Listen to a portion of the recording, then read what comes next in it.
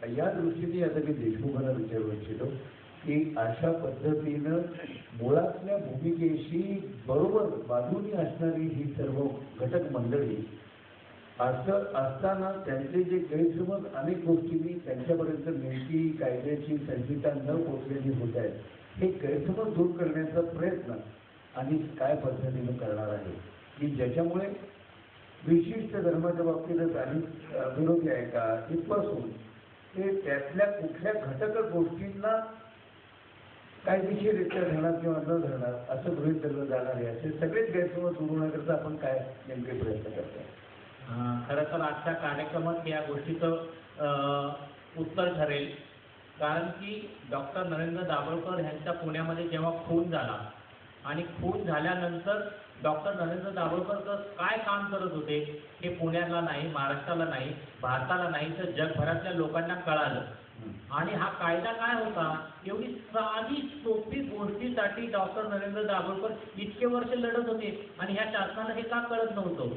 आणि ज्या वेळेला ह्या कायद्याचे जे मसुदा ह्यांनी जो सांगितला, सरकारची ती जबाबदारी होती ती लोकांपर्यंत पोहोचवायला पाहिजे. आणि वर्ष प्रलंबित आणि आता मला वाटत नाही की भारतामध्ये असा कोणता कायदा असणार नाहीये की ज्याची वाटचाल इतकी म्हणजे इतकी लांबलेली आहे.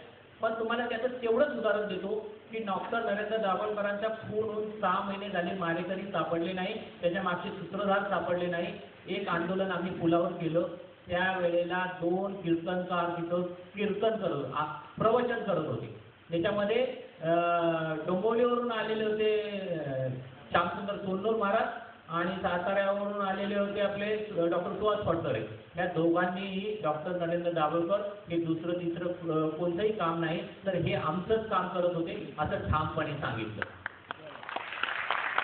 6 महिन्यानंतर ही एका विचारमंचावर आलेले आम्ही लोक होतो आणि आज 26 तारीख आहे आणि हा कायद्यावर राज्यपालांनी सही केली, त्या गोष्टीला आज 6 महिने झाले. आणि आज चौकदार साहेबांनी आम्ही शेजारी बसून या गोष्टीवर चर्चा करतोय आणि ह्याचं संयोजन चितपावन अस्तित्वाने केलेलं आहे. ही देखील ही गोष्टी सांगते की आता आपण ह्याच्या पुढं ह्या गोष्टीसाठी एकत्र लढूया. सावरकरांनी जे सांगितलं, खरं तर सावरकरांना देखील प्रचंड विरोध त्या काळात झालेला आहे, सगळ्यांना माहिती आहे की सावरकरांनी जे विज्ञाननिष्ठ निबंध लिहिले असतील त्यावेळेला देखील सर्वांना त्या काही भूमिका पटल्या होत्या का नव्हत्या पटल्या. पण नंतर ही जी गोष्ट आहे समाजाला अंधश्रद्धेतून काढायचं असेल तर थोडं कडू औषध द्यावं लागतं. जेव्हा आपण कडू औषध देताना देखील जसं डॉक्टर सुरुवातीला त्याला वरती गोड मुलामा देतो आणि मग कडू औषध पावतो, तर प्रत्येक वेळेला इंजेक्शन टोचलं तर पेशंट येणारच नाही ना तुमच्याकडं. त्यामुळं यांनी जे म्हटलेलं आहे ह्या गोष्टीला आपण एकत्र मिळूनच हे काम करूया. आणि संतांनी जे दाखले दिले, संत तुकाराम, मी स्वतः देहूच्या जवळ राहतो आणि संत तुकाराम महाराजांनी सांगितलं, ऐसे कैसे झाले भोंदू कर्म करून म्हणती चालू, अंगा लावून या राख डोळे झाकून करती पाहो. आणि आता काही संत आज पण असतील, दावणी वैराग्याच्या काळात भोगी विषयाचा सोहळा, तुका म्हणे सांगू किती जळवत यांची संगती. 350 वर्षापूर्वी संत तुकाराम महाराजांनी लिहिलेला हा अभंग आहे आणि आज देखील त्याची प्रचिती आपल्याला येते. ज्याला संत तुकाराम महाराज म्हणत होते जळोदयाची संगती, आणि त्या माणसाविषयी मिळोदयाची संगती म्हणणाऱ्यांची संख्या प्रचंड आहे. आता त्यांचे बरेच आर्थिक हितसंबंध असण्याची शक्यता आहे, काही ठिकाणी दडपणाखाली असण्याची शक्यता आहे. पण आपण लोकांना सांगणार का नाही खरा संत कोणाला म्हणावं. तुकाराम महाराज म्हणतात, जे का रंजले गांजले त्याची म्हणे जो आपले तोची साधू ओळखावा, देव तेथीची जाणावा. संत कोणाला म्हणावं, रंजले गांजलेल्यांची सेवा करणारा संत असतो. पण ह्या आळंदीमध्ये मागच्या 2 महिन्यापूर्वी एक कीर्तनकार माणसाने मुलांचं लैंगिक शोषण केलं आणि त्यावेळेला कीर्तनकार वारकऱ्यांनी तिथं आंदोलन केलं.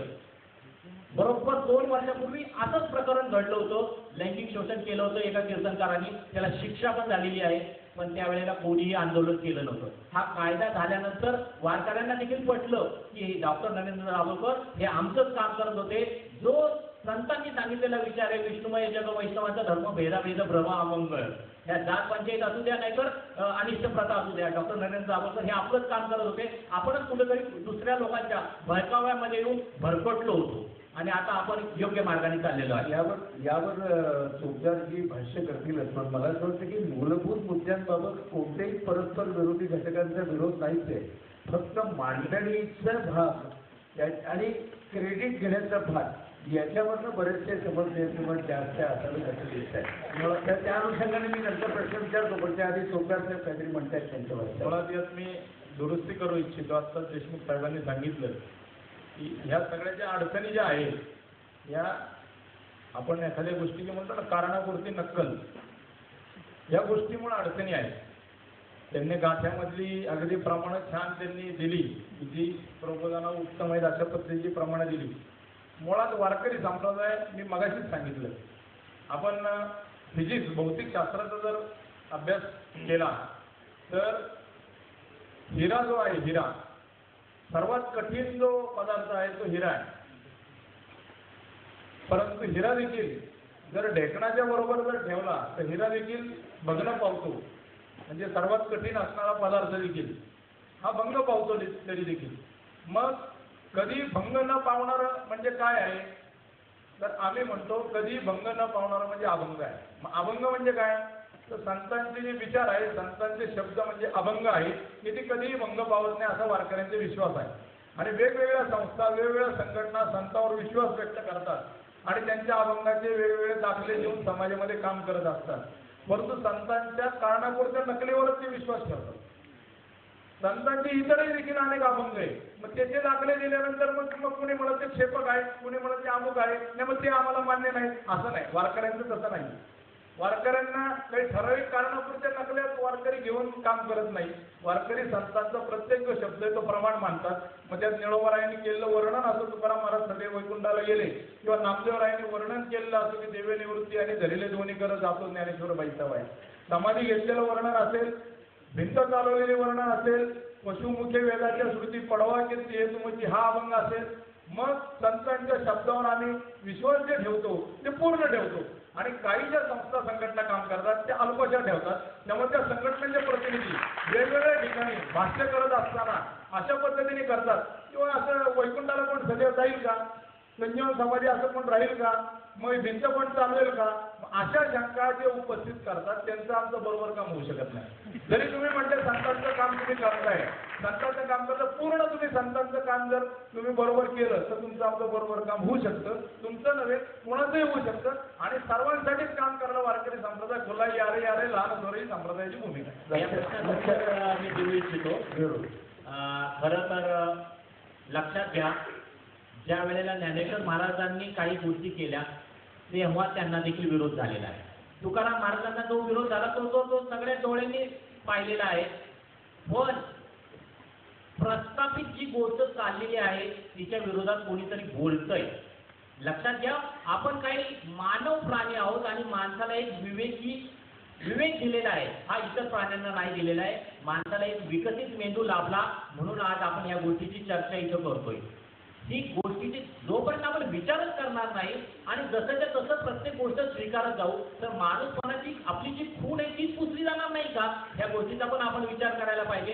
की आपल्याला कोणी सांगतंय, म्हणजे मी बोलतोय म्हणून ते खरं नाही, कोणी सांगितलं म्हणून ते खरं नाही. हे भगवान आपण ज्याला गौतम बुद्ध म्हणतो, गौतम बुद्धांनी आपल्या तत्वज्ञानात सांगितलं, बुद्धांनी सांगितलं म्हणून पण खरं नाही, ग्रंथात दिलं म्हणून पण खरं नाही. जी गोष्ट तुम्ही स्वतः करा, तपासा आणि तुमच्या बुद्धीला पटली तर मग त्याच्यावर विश्वास ठेवा. आणि ह्या ज्या गोष्टी आहेत जोपर्यंत आपण करणार नाही आणि कोणी मानायच्या तर सगळ्याच गोष्टी मानायच्या असं काही आहे का, आपण तपासलं पाहिजे ना. यांनी सांगितलं हिऱ्याच्या शेजारी ढेकून ठेवला तर हिरो बंगतो. किती जणांनी हिऱ्याच्या शेजारी ढेकून ठेवून पाहिलाय, बघायचं करू खरंच हिरो बंगतोय का. पण आपण करणारच नाही प्रयोग आणि नसतं म्हणणार नाही त्याच्यात लिहिलंय म्हणजे ते खरंच असलं पाहिजे. माझं म्हणणे करायचा प्रयोग, बरोबर हिरा बंगतो का एकदा तपासूया. एखाद्या गोष्टीकडे बघण्याचा प्रत्येक घटकाचा त्यांच्या विचारानुसार जो फक्त दृष्टिकोन आहे त्याच्यातली फक्त तफावत एवढाच यातला भाग आहे. मूलभूत गोष्टीला कोणाचा विरोध नाहीये. कसं होत आहे बघा, या दृष्टीनं समज गैरसमजाच्या आधारावर एक अगदी भाबडी वाटणारी गोष्ट मी देशमुखांना विचारू इच्छितो. ती म्हणजे कानाला भोग पाडणं. बारशाच्या वेळेला कानाला भोग पाडतात.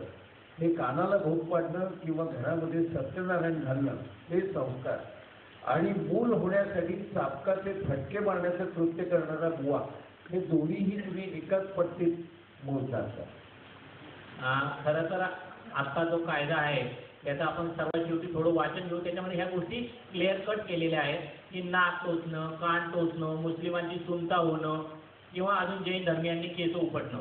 खरं तर ह्याच्यावर खूप ऑब्जेक्शन झाले आणि जेव्हा त्याच्यात एक परिशिष्ट जोडावं लागलं शेवटी की वारी करणं ही अंधश्रद्धा नाही, सत्यनारायण घालणं ही अंधश्रद्धा, म्हणजे ह्या कायद्यानुसार ह्या गोष्टीला अटकाव केला जाणार नाही. असे सगळ्या गोष्टी ज्याला ज्याला लोकांनी ऑब्जेक्शन घेतलं त्या टाकल्या गेल्या. लक्षात घ्या, जीव घेण्यात जखमा जिथं होतात, एखाद्या बाईच्या अंगात आलं, तिला मिरचीची दोरी दिली जाते, तिला केसांनी लटकवलं जातं, सापाचे फटके मारले जाते, अक्षरशः कितीतरी बाया मेल्यात.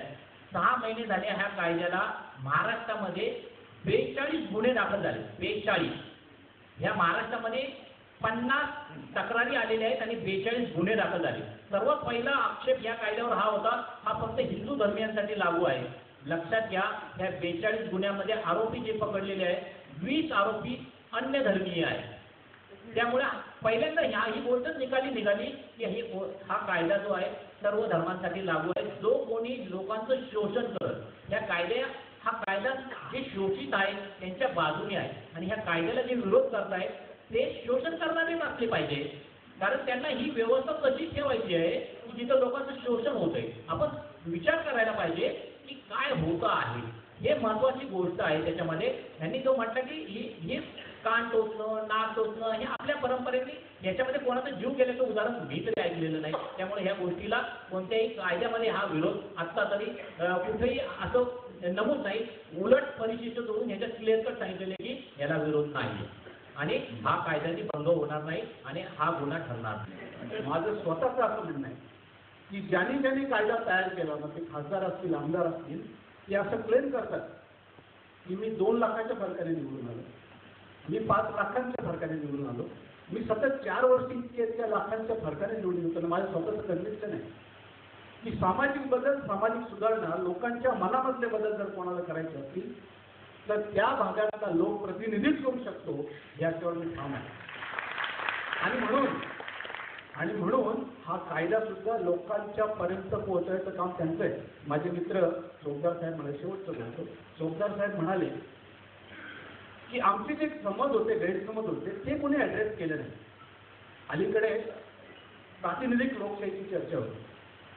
प्रातिनिधिक लोकशाहीमध्ये समजा पुणे लोकसभेमध्ये 5 लाख मतदार असतील तर हे 5 लाख मतदार लोकसभेमध्ये किंवा विधानसभेमध्ये जाऊन आपलं मत मांडत नसतात, कारण आमचा विश्वास प्रातिनिधिक लोकशाहीवर आहे. म्हणून माझा प्रतिनिधी विधानसभेत बसतो, माझे कन्सर्न्स मी त्याला सांगितले पाहिजे आणि त्यांनी ते जबरदस्तपणे शासनाच्या समोर विधानमंडळामध्ये मांडले पाहिजेत. ही आमची संसदीय लोकशाहीची संकल्पना आहे. आणि म्हणून जे आमदार असतात, जे खासदार असतात, ते जाणतात की माझ्या मतदारसंघामधल्या लोकांना काय पाहिजे, त्यांनी ते करायचं आहे. तुमचे जे कन्सर्न होते, तुम्हाला जे वाटत होतं, त्यांनी ते मांडायला पाहिजे. आणि ज्या अर्थी हा कायदा सर्वांमध्ये मंजूर झाला, त्या अर्थी तुमच्या रिफ्लेक्शन, तुमच्या मनाचं रिफ्लेक्शन त्या कायद्याच्यामध्ये आहे. या अनुषंगाने मी चौकदारांना विचारतो की मग हे लोकप्रतिनिधीच अडथळ ठरतात असं वाटतं का तुम्हाला?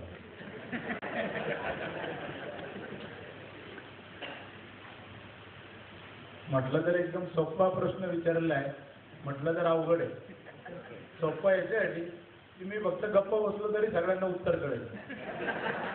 अवघड याच्यासाठी की बोलण्यात काही गोष्टी अवघड असतात.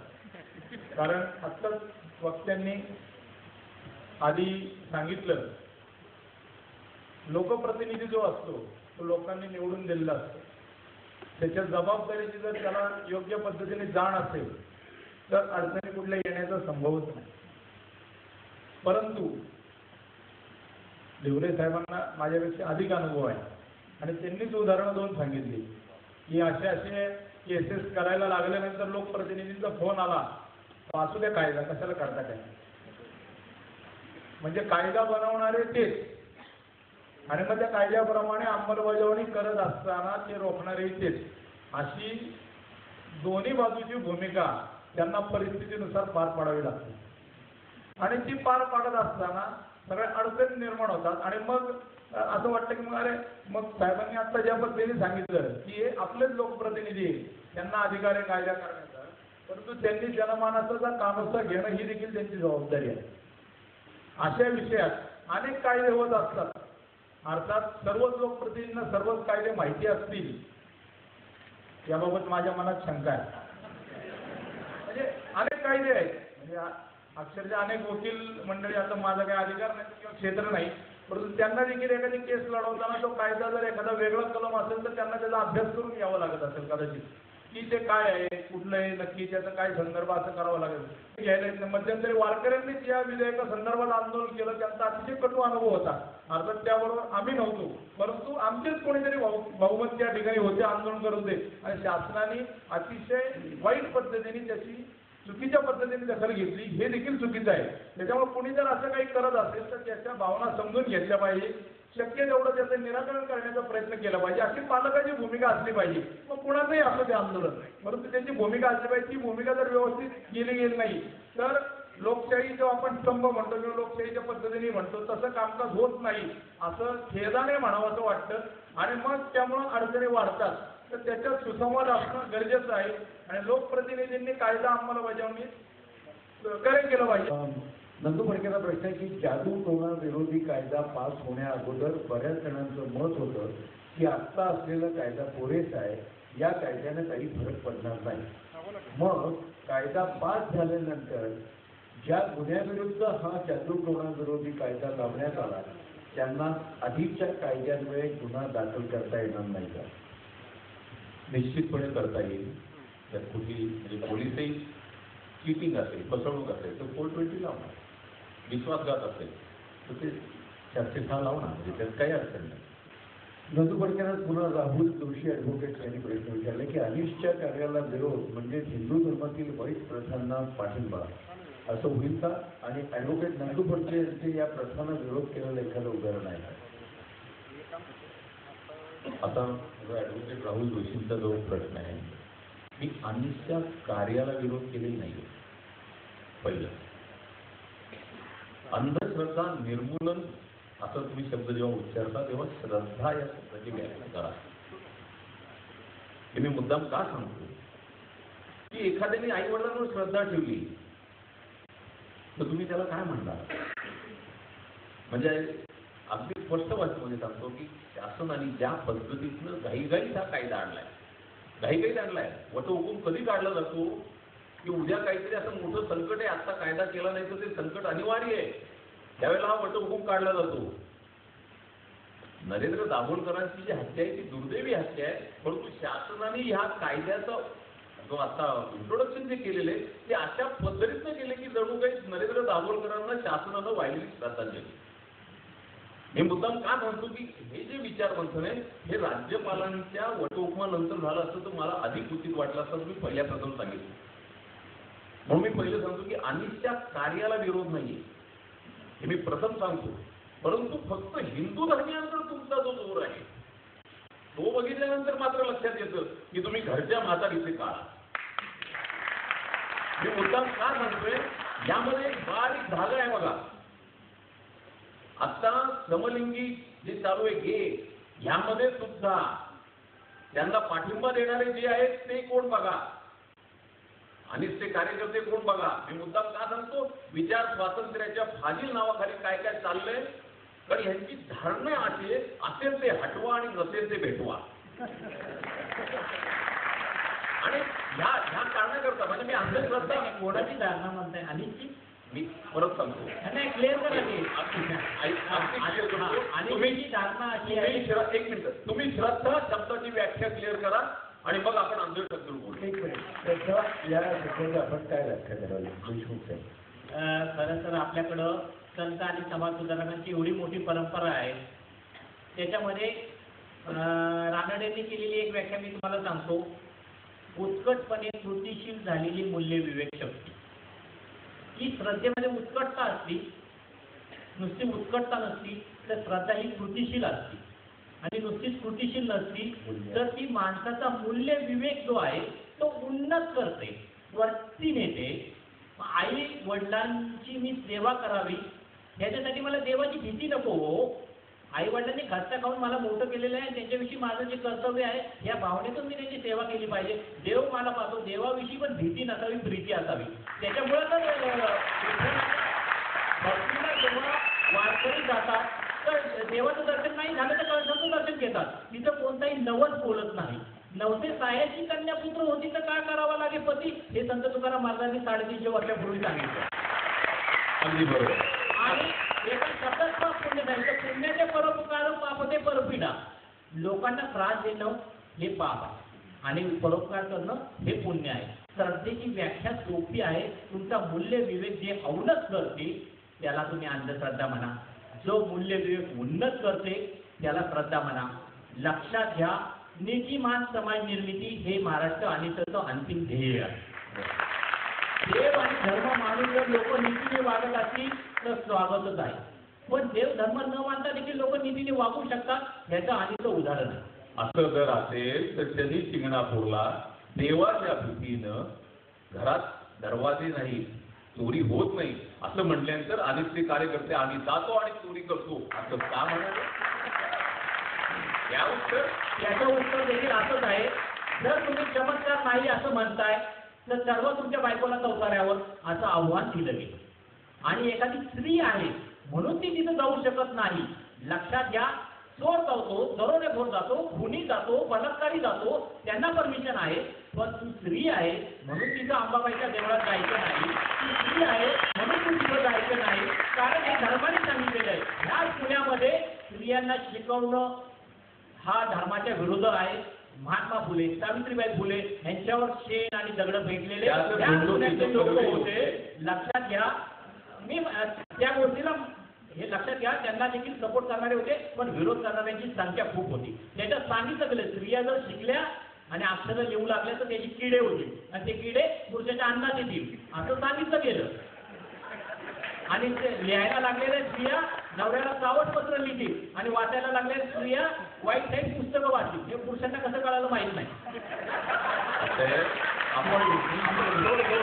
आपण थोडं विचार कर होते का मी सांगतोय की शनी शिंगणापूरमध्ये देवाच्या भीतीनं चोरी होत नाही असं म्हटल्यानंतर आम्ही चोरी करून दाखवतो या प्रश्नाचं उत्तर नाही आलेलं. लक्षात घ्या, नाही आलेलं उत्तर. ते पण सांगतो. लोक म्हणतात शनी शिंगणापूरला जर चोरी केली तर त्या माणसाचे डोळे जातात. शनी शिंगणापूरला चोरी केली तर तो माणूस भ्रमिष्ट होऊन तिथं भरकटत राहतो. अशा पोथ्या लिहिलेल्या, तिथं दरवाजे नाही याची मोठी जाहिरात केलेली. ह्या शनी शिंगणापूर मधले ट्रस्टी वीज चोरी करताना पकडले गेले. त्या शनी देवापुढं ठेवलेल्या पेटीला कुलूप लावलं तर देवाची इज्जत जाते. कुलूप नाही लावलं तर पैसे जातात. शेवटी खाली नट बोल्ट लावले आणि पेटी ठेवल्या. देशमुख साहेब, मूळचा मुद्दा तुम्ही सांगितलं, समाज नीतिमान होत असेल तर त्या प्रथा आम्ही पाळायला तयार आहोत असं बोलल्यामुळे मी हा प्रश्न विचारलाय. हो, पण देवाविषयी प्रीती असावी, भीती नसावी. आणि देवाची भीती दाखवून लोकांची लुबाडणूक नसावी ही महत्वाची गोष्ट आहे. कायदा आहे आम्हाला मान्य आहे, हा कायदा आवश्यक होता. आज स्वातंत्र्यवीर सावरकर असते तर त्यांनीही सांगितलं असतं की हा कायदा आवश्यक आहे. हे मी मुद्दाम का सांगतो, पण तो आणणारा जो माणूस आहे तो धर्म या अंशाकडे मला असं वाटतं की परस्पर व्यक्तिगत याच्यावर न जाता नाही, व्यक्तिगत नाहीये, मलाही माहिती आहे. एक मी सगळ्यांना आलेल्या प्रश्नांमध्ये बरेच त्याच्यात एक प्रश्न असा आहे चौघांसाठी येतो की महाराष्ट्रात महागाई, गरिबी, महिला सुरक्षा असे अनेक महत्वाचे विषय असताना ते ऐन उमेदीवर असताना ऐन निवडणुकीच्या टप्प्यावर हा कायदा संमत करण्यामागे राजकीय भूमिका आहे असं आपल्याला वाटतं का? चौघांसाठी आहे. मी सर्वात शेवटी उत्तर देतो. मी सगळ्यात प्रथम देतो. राजकीय पक्षाचे पुढारी यांना आपण निवडणुकीमध्ये कसं निवडून यायचे याचा ध्यास असतो. ज्यावेळेला हिंदूंची मतं सगळी फिरतील असं वाटलं त्याच वेळेला सुधारणा केल्या गेल्या. पण आणि किंवा समाजवादी विचारसरणीची जी मंडळी ज्यांच्या हातामध्ये मीडिया आहे तो आपल्या विरुद्ध जातोय म्हटल्यानंतर तर हे बिल मांडा आणि मग सर्वसंमत होत आहे. मग सर्वेची सुखेचं तत्व आहे. मग आता सगळे मिळून आपण पास करू आणि म्हणून निवडणुकीच्या पार्श्वभूमीवर कोणी दुखावलं जात नाही ना, एवढीच काळजी या बिलानं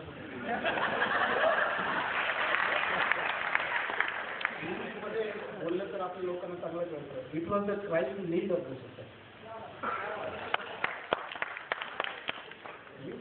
सांगतो, अशी अनेक उदाहरणं मी बघितली. ते भावनगरचं तर जाऊच दे, पण आमच्या आत्ता मला एक केस सांगितली. आत्ता एक भोंदू बाबा एका 16 वर्षाच्या मुलीला जवळजवळ 3-4 महिन्यापासून लैंगिक चाळी रेप करतोय. हेल्पलेस आहेत त्याचे घरचे लोक. अशा केसेस आमच्याकडे येत होत्या. मी वाघमारे बाबाची केस सांगितली थोडीशी, आम्ही तुम्हाला थोडी डिटेल सांगतो म्हणजे तुम्हाला याची ग्रॅव्हिटी कळेल. हा वाघमारे बाबा काही शिकलेला नव्हता. तो गिरणी चालवायचा. हे कागदावरती लिंबूने लिहायचा आणि जाळून टाकलं की त्याच्यातनं वाचायला सांगायचं, हे बघा जादू झाली. त्याच्यावर लिहिलं असायचं की तुला योनी पूजा करावं लागेल बाबावर.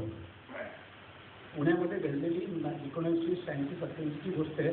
मित्र साहेबांचा उल्लेख केला. त्यावेळेला आमच्या समोर हा प्रश्न पडला की कुठल्या कायद्याखाली कारवाई करायची. कारण ही बाई तर खुशीने गेलेली होती. ही बाई गेली, बाईची आई गेली, बाईची सासू गेली, बाईची नणंद गेली. या सगळ्यांना त्या भावांनी सेक्शुअली एक्सप्लॉइट केलं. हे सगळं आपण उघड्या डोळ्यांनी बघत असताना याला राजकीय रंग उलट इतके दिवस का थांबलं, हा माझा प्रश्न आहे. एक minute. Consent obtain bye fraud हे कायद्यामध्ये आहे. मी सांगा नको देऊन येत आहे आणि ते रेपच्या व्याख्येमध्ये येतं, आपल्यालाही माहिती. यांनी काय म्हटलंय की कन्सेंट ऑब्टेन बाय फ्रॉड, इज्जत नावाचा एक प्रश्न असतो. आणि कोर्टामध्ये डिफेन्सचे पण वकील आहेत, ड्युएल रोल करतात. बाहेर आले की हा रोल असतो, तिकडे गेले की गुन्हेगारांच्या विरुद्ध आम्ही म्हणून पोलीस गुन्हेगारांवर कारवाई करत नाही, बायकांना एक्सप्लॉइट करतात तुम्ही काही कारवाई करत नाही. या बायका पोलिसांच्या समोर यायला तयार नव्हत्या. त्यांची नावं आहेत माझ्याकडे, अजूनही मी जपून ठेवलेली आहे. की कोणत्या तोंडाने जाऊ मी समाजाच्या समोर आणि कोणत्या तोंडाने मी तक्रार करू, नावं लिहिलेली होती त्यांच्याकडे. म्हणून साहेब त्याच्यासाठी या कायद्याची गरज आहे. कायदा झालेला आहे, हा उत्कृष्ट आहे, हा समाजाकरता आवश्यक आहे. फक्त तो ज्या माध्यमातून आणि ज्या प्रकारे आणला गेला त्यामुळे तो हिंदू धर्मियांना निश्चितपणे असं वाटतो की हा आमच्यावर रोखून आणलेला आहे. हे मुद्दा का सांगितलं, पण तो काढून टाकला पाहिजे. कारण याच्यामध्ये इतर लोक इथले 20 लोक आलेली आहेत आणि म्हणून आपण तीही संकल्पना आपल्या मनातली काढू. परंतु जे सांगतात चुकोवार आहे ते चुकोवार आहे सांगितलं. पण पिंडीवरी पैसला विंचू देवपूजा न लगे त्याला तेथे पैजारेचे काम अधमासी तो अधम. चौकदारांना विचारतो की राजकीय भूमिका डोळ्यासमोर ठेवून केलेला हा कायदा आहे. मुळात माझी भूमिका अशी आहे या संदर्भात चौघांसाठी करणे की हा कायदा जो झाला त्याला अतिशय विलंब झालेला आहे. ही पहिली गोष्ट क्लिअर मी करतो. दुसरी गोष्ट, आदरणीय नरेंद्र दाभोळकर यांचा खून झाल्यानंतर ताबडतोब जो वटहुकूम काढला गेला हेही थोडंसं मला चुकीचं वाटतं. कारण जर दाभोळकर हयात असताना हा वटहुकूम काढला गेला असता आणि याचं कायद्यात रूपांतर झालं असतं तर याच्यासाठी कुणाचा बळी गेला किंवा द्यावा लागलाय अशा परिस्थिती समाजापुढे गेली नसती. ही एक माझी प्रांजळ भूमिका आहे. आणि त्याचबरोबर जर या कायद्याला विरोध करणाऱ्या एखाद्याचा जर असा खून किंवा बळी झाला असता म्हणून कायदा गुंडाळून ठेवला असता का? म्हणून एखाद्या व्यक्तीची हत्या होणे आणि तो कायदा करणे या दोन्हीची संगती न लावता ते कायदा त्यातले जे काय मतमतांतर मतप्रवाह हे जे आहे या गोष्टीच्या शासनाकडून जो विलंब झालेला आहे त्याचे क्लिअरिफिकेशन लोकांना करून हा कायदा अधिक लवकर करता येणं शक्य होतं. अर्थात हा निवडणुकीसमोर डोळा ठेवून होतो की नाही होतो हे जनता सुजाण आहे. त्यामुळे त्याच्याविषयी मी काही भाष्य करणार नाही. यांनी चौकदारांनी कबूलच केलं की 23 वर्ष हा विलंब प्रचंड विलंब होता. त्यामुळं हा कायदा 23 वर्ष वाट पाहायला लावली. डॉक्टर नरेंद्र दाभोळकरांचा खून झाला. खरं तर हा खून होण्यापूर्वीचं जे अधिवेशन होतं त्या अधिवेशनाला जर एक दिवस अजून असता तर हा कायदा झाला. पण सरकारला ते मांडता बाकीच्या गोष्टींना प्रायोरिटी दिली गेली. स्वतः पृथ्वीराज चव्हाण यांनी मान्य केलं की आम्हाला थोडा या गोष्टीमध्ये विलंब झाला आणि डॉक्टरांच्या ह्याच्यातच हा झाला असता तर आम्हाला पण खूप हे वाटतं असतं. पण लक्षात घ्या काही लोकांना असं वाटत होतं की डॉक्टर आहेत म्हणून ह्या कायद्याविषयी एवढं लढतायत आणि डॉक्टरांना संपवलं तर कायदाच नष्ट होईल. आणि ही जी लोकांची मनोवृत्ती आहे ती ठेचण्यासाठी सरकारने हा वट हुकूम काढला.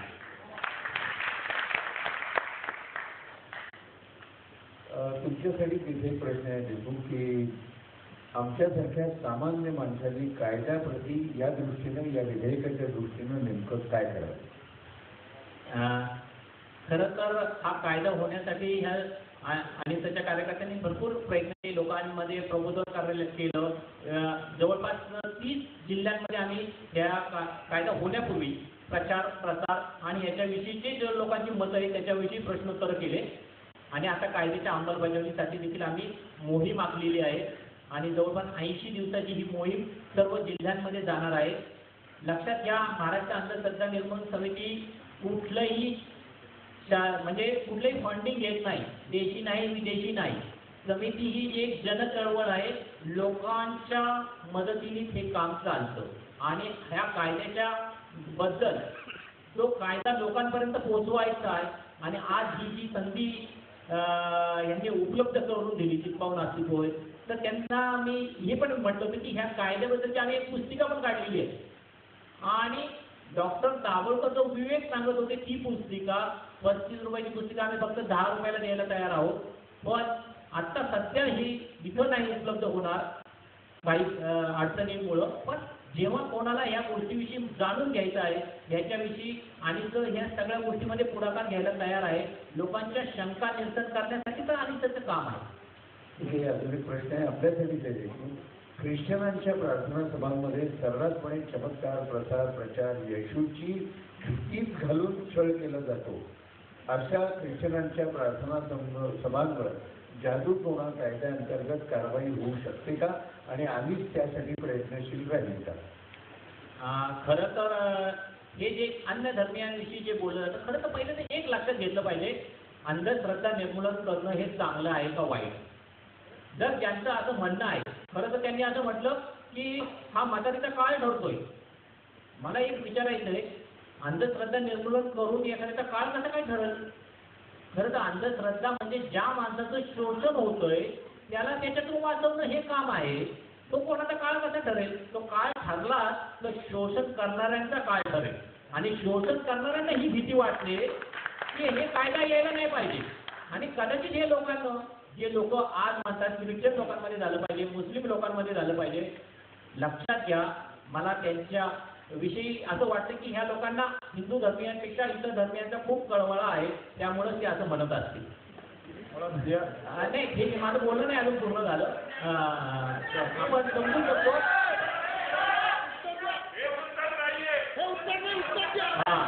आणि उत्तर जे ख्रिश्चन धर्मियांविषयी आपण आचारसंहिता पाळूया, ते उत्तर देत आहे. मी म्हटलं माझं उत्तर पूर्ण झालेलं नाही. पण बोला. जे लोक ह्या गोष्टीमध्ये तक्रार करतात आणि ह्या कायद्यामध्ये ज्या गोष्टी एखाद्याने प्रार्थना केली तर ह्या कायद्याने त्याला आहे का विरोध? नाही आहे. ह्या कायद्यामध्ये प्रार्थना करायला कोणाला विरोध नाही. पण जिथं फसवणूक केली जाते, जिथं आश्वासन दिलं जातं, अजून काही शोषण केलं जातं, तिथं ह्या कायद्याने विरोध आहे. आणि खरं तर जास्त आपले नंदू सर सांगू शकतील, कारण त्यांना कायद्याचा जास्त अभ्यास आहे. कायद्याचा अभ्यासक म्हणून ते सांगू शकतील की कायद्यामध्ये जिथं लोकांचं शोषण केलं जातं, लोकांना बळी ठरवलं जातं, अर्थात हे जे लोक फसवतात म्हणजे प्रार्थनेने आजार बरा करतो असं सांगणार, त्यांना आम्ही आव्हान दिले. 21 लाख रुपयाचं आव्हान आहे. ते सर्व धर्मियांसाठी आहे. कोणत्याही धर्म कोणीही जरी म्हटलं की आम्ही चमत्काराने आजार बरे करतो, आम्ही प्रार्थनेने आजार बरे करतो, मंत्रशक्तीने नुसतं आमच्या जेवणाच्या ताटातील भाजलेल्या पापडाची जरी कोणी 2 तुकडे करून टाकले तर 21 लाख रुपये देऊ, लिहून देऊ, ही चळवळ आम्ही बंद करून टाकू. तुमचे लक्षात आलं असेल की ख्रिश्चन धर्माच्या अनुषंगाने विचारलेल्या या प्रश्नाच्या बरोबर असे जे अनेक प्रश्न आहेत ते मुसलमान देशामध्ये असं केलं जातं, पारशींमध्ये असं केलं जातं, अशा वेगवेगळ्या धर्मातल्या अन्य गोष्टींकडे आणि कोणत्या दृष्टीनं पाहणार, याच धर्तीवरचे म्हणून तसे जवळजवळ 10-12 प्रश्न मी आणले वजा करणारे. त्याचं एकदाच उत्तर आत्ता त्यांनी देशमुखांनी दिलं की कोणत्याही धर्मातलं असलं तरी आम्ही त्याला विरोध करणार आहोत. पण या उपप्रश्नाचा विषय त्यातला एक प्रश्न विचारतो, एक प्रश्न विचारतोय, तोच विचारतोय की थेट आणि तुम्ही या संदर्भात हिंदूंच्या बाबतीत जेवढे कष्ट असतात तेवढे तुम्ही अन्य धर्मियांच्या प्रसार अशा धर्तीच्या बंपकपणाला विरोध करायला रस्त्यावर उतरणार आहात का? नुसतं विरोधाची भाषा. आणि मला तुमच्या सर्वांना हे आव्हान आहे, आपण मिळून करूया ना.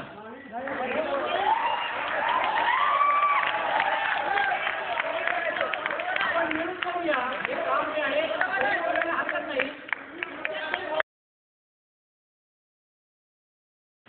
परिशिष्ट सोडायला लागलं याचा अर्थ असा, याचा छुपा कार्यक्रम. मॅडम असं वाटतं की हे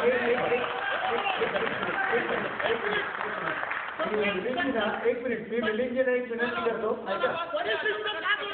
आणि हे कायदा सगळं हिंदूंच्या विरोधीच करत होते, म्हणजे म्हणून परिशिष्ट सोडायला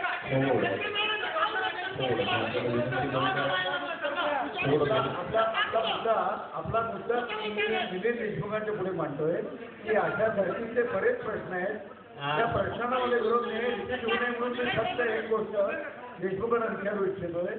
आपल्या ह्याच्यातल्या सगळ्याचं सार म्हणून जे आहे सगळ्या रोग एवढा दिसतोय की एकूण अनिलच्या बाबतचा गैरसमज असेल हा की तो हिंदू विरोधी फक्त भूमिका घेत असतात. हिंदू धर्माचा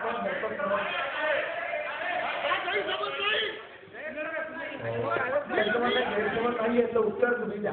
15 दिवसापूर्वी मी विधान चर्चा केलाय, अजूनही तिचा लोक चालतो, आजूबाजूला खोल्या दापोरी परिशिष्टाच्या संदर्भात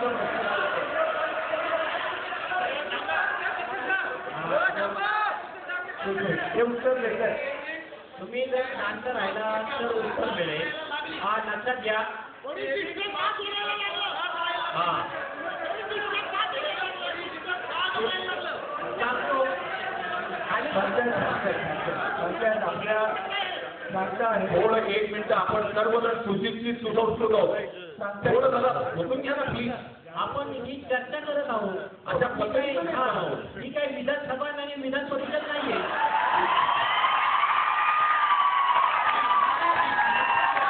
लक्षात घ्या बाबा तुम्ही. लक्षात घ्या. उत्तर देत आहे.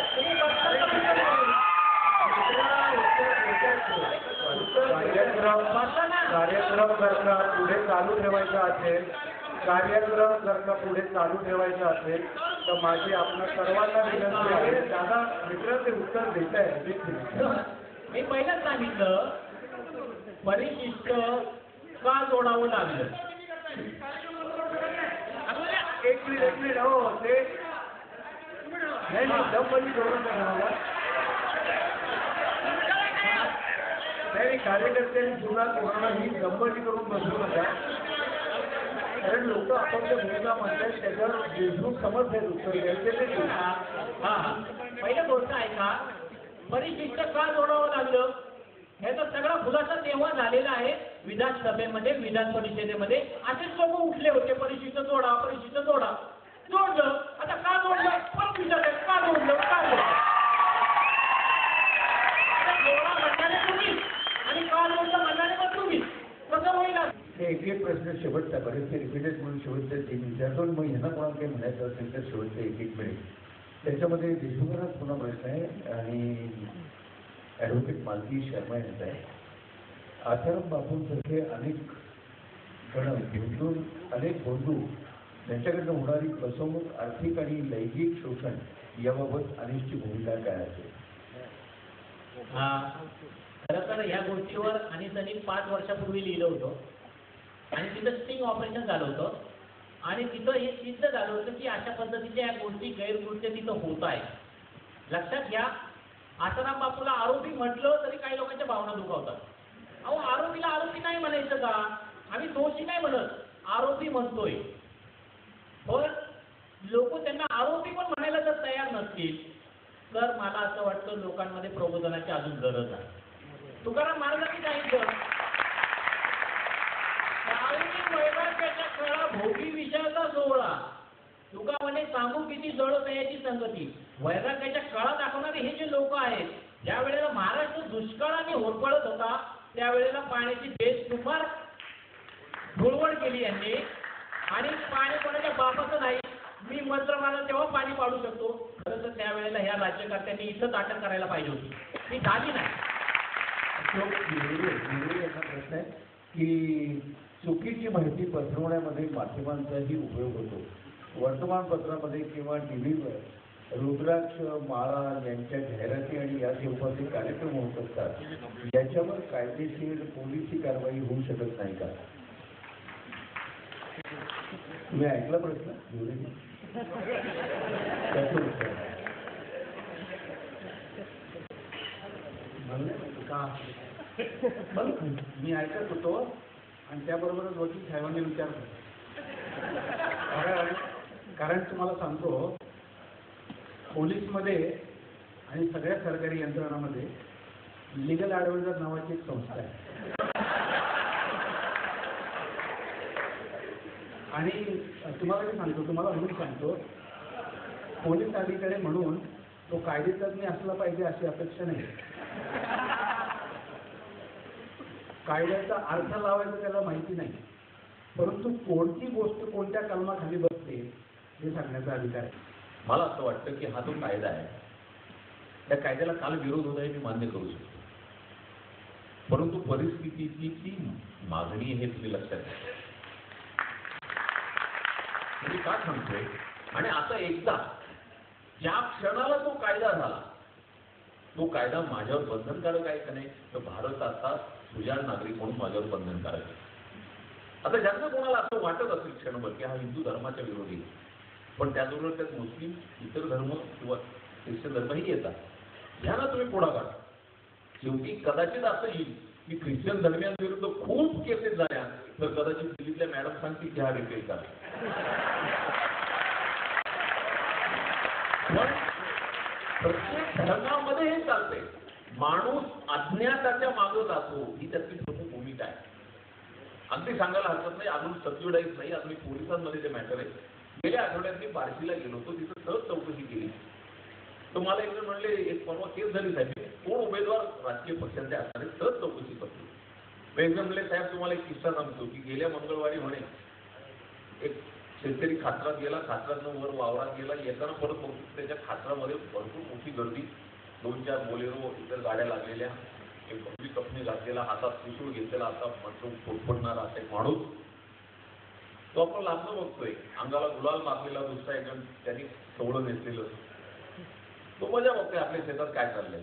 म्हणून तर पत्र आलं आणि ते पत्र कापा लागलं, तो एकदम बाहेर आला, हो माझ्या शेतात पत्र नाही कापायचं. अरे तुझं शेत आहे का?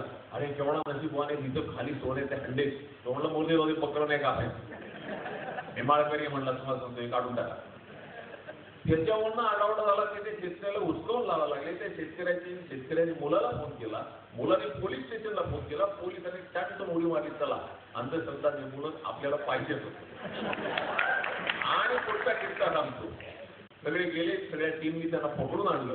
पकडून आणल्यानंतर गुलालाने मारलेला जो माणूस होता त्याचा चेहरा जेव्हा धुतला तेव्हा असं लक्षात आलं की ते माननीय निवृत्त पोलीस अधिकारी एक होते. आणि या पुढच्या कालावधीमध्ये कुठल्याही धर्माचे बहुत्व असतील, शेवटी हिंदू धर्म संख्येनं जास्त आहे म्हणून त्याची चर्चा जास्त होणार आहे. आपण वेगळ्या अँगलने विचार करू की हे आमिषवाले हिंदू धर्मावर जणू उपकार करायला आलेले आणि हिंदू धर्मातला बौद्धगिरीचा कारभार ते काढतायत. त्यांना असं वाटतं आपल्या धर्माविरुद्ध आहे, त्यांनी दुसऱ्या धर्माविरुद्ध करावं. तिथेही बौद्धगिरी करणारे आहेतच ना. पहिला गुन्हा मुस्लिम धर्मावर झाला. काय झालं? पहिला गुन्हा मुस्लिम धर्मावर झाला. एक मिनिट थांबा जरा. तुम्ही जर शिवापूरला गेलात तर आज आपण सगळे सुशिक्षित होतो. कमर अली दरवेज हिंदू. मी का सांगतो, हिंदूंना 33 कोटी देव कमी पडले म्हणून अब्दुल खानाच्या त्या कबरी मशिदीत गटरे धोरे जागे बांधतो. त्यांना मला काय आहे, पहिलं आपण आत्मपरीक्षण केलं पाहिजे, विज्ञानवादी दृष्टिकोन स्वीकारला पाहिजे, पण त्याचबरोबर शेवटी सावरकरांचा आज आपण अभिवादन करण्यासाठी जमलो. गाईला आई मानणारे तिचे पुत्र हे नंदीबैल नव्हेत काय, हे जेव्हा त्यांनी लेखात लिहिलं त्यावेळेला समाज शेवटचं एका मिनिटामध्ये मी एवढंच सांगेन की अंधश्रद्धा निर्मूलन ह्या कार्यामध्ये आम्ही असं समजतो की क्रोधापेक्षा करुणेची गरज आहे आणि उपहासापेक्षा आपुलकीची गरज आहे. अंधश्रद्धाळू समाज हा आजूबाजूला पसरलेला आहे. हे काम मी का करतो किंवा 6 वर्षापूर्वी माझी चांगली असलेली नोकरी सोडून पूर्ण वेळ काम करायचं हे मी का ठरवलं? कारण हे काम करण्यामध्ये मला आनंद मिळतो. मी डॉक्टरांची ही घटना घडल्यानंतर लोक म्हटले आता सांभाळून राहा बरं का. अहो मिलिटरीत गेलेला माणूस असतो, त्याला माहिती असतं कधीतरी आपल्याला गोळी लागू शकते, पण मिलिटरीत जातात ना लोक, तसं आम्ही पण या दाभोळकर फौजमध्ये सामील झालेलो आहोत.